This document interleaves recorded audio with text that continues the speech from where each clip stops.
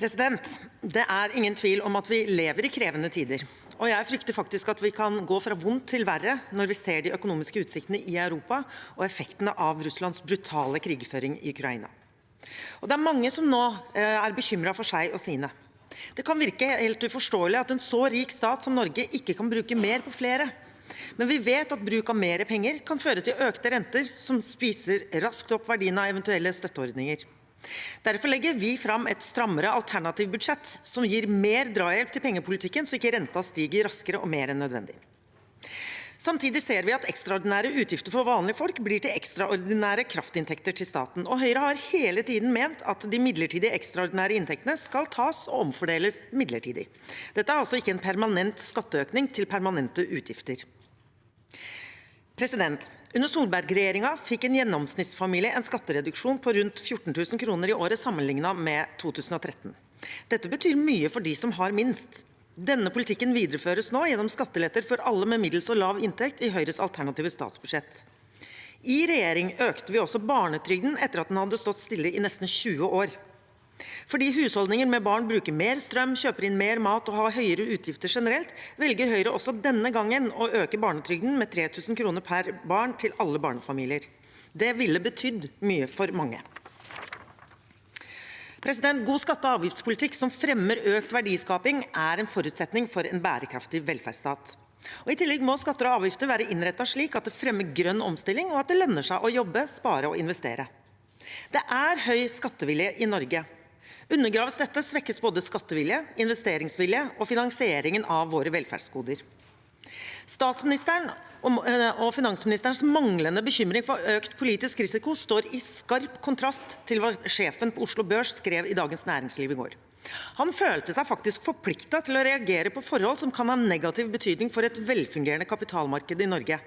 Da regjeringen la fram forslag om grunnrenteskatt, falt sjømatindeksen på Oslo Børs med rundt 57 milliarder kroner på få timer. Han skriver sitat: «Et så stort fall i hovedindeksen har vi sjelden opplevd. Hverken ved terrorangrepet på World Trade Center i 2001, finanskrisen og Lehman Brothers konkursen i 2008, oljeprisfallet i 2014, utbruddet av koronapandemien i 2020 eller ved Russlands invasjon av Ukraina tidligere i år, så vi fall på denne størrelsen.» Sitat slutt. Hvordan regjeringen styrer resulterer også i et større fall enn terrorangrep, finanskrise, global dødelig pandemi og krig i våre nærområder. Men ifølge finansministeren så er det ingen grunn til uro, og statsministeren fikk det til å høres ut som at denne uroen er noe bare Høyre finner på. Jeg er ikke beroliget. Næringsliv og vanlige folk er helt avhengig av trygg styring i urolige tider. Norske bedrifter sier at mangel på kompetent arbeidskraft er det største hindret for videreutvikling og vekst. Likevel velger altså regjeringen å gjøre det dyrere å ansette høykompetent arbeidskraft gjennom situasjonsbasert økt arbeidsgiveravgift for nettopp disse. Og som vi har hørt i salen her i dag, kan ikke regjeringspartiene svare på når eller hvilken situasjon som skal oppstå for at denne vil bli fjernet. Igjen, usikkerhet og økt politisk risiko for å etablere bedrifter i Norge.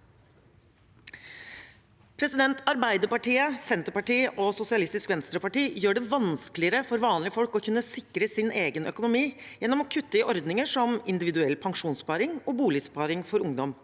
De reduserer også skattefradrag for gaver til kultur og frivilligheten, som gir kultur og frivilligheten et ekstra økonomisk bein å stå på. Venstresidens politikk gjør vanlige folk til klienter av staten, i stedet for å sette dem i stand til å ta økonomiske valg som sikrer dem for fremtiden. Dette skjer faktisk samtidig som staten blir mer presset økonomisk fremover, når oljeinntektene går ned, utgiftene til pensjon øker, og færre i arbeidsfør alder skal bære de økonomiske byrdene. Jeg er redd for at denne regjeringen ikke bare er en politisk risiko for næringsliv og investeringer, men for fremtiden til folk flest.